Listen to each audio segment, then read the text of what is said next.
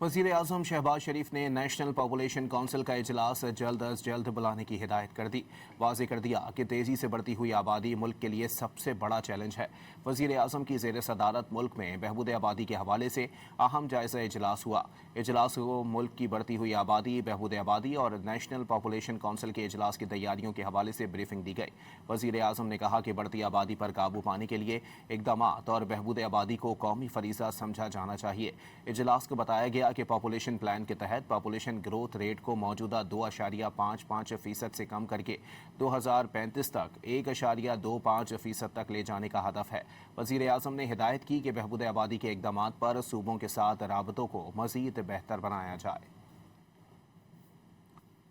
वज़ीर आज़म शहबाज शरीफ ने national population council का इजलास जल्द अज जल्द बुलाने की हिदायत कर दी। वाज़ेह कर दिया कि तेज़ी से बढ़ती हुई आबादी मुल्क के लिए सबसे बड़ा चैलेंज है। वज़ीर आज़म की ज़ेर सदारत मुल्क में बहबूद आबादी के हवाले से अहम जायज़ा इजलास हुआ। इजलास को मुल्क की बढ़ती हुई आबादी, बहबूद आबादी और नेशनल पॉपुलेशन काउंसिल के इजलास की तैयारियों के हवाले से ब्रीफिंग दी गई।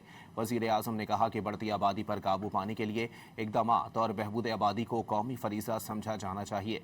इजलास को बताया गया कि पॉपुलेशन प्लान के तहत पॉपुलेशन ग्रोथ रेट को मौजूदा 2.55% से कम करके 2035 तक 1.25% तक ले जाने का हदफ है।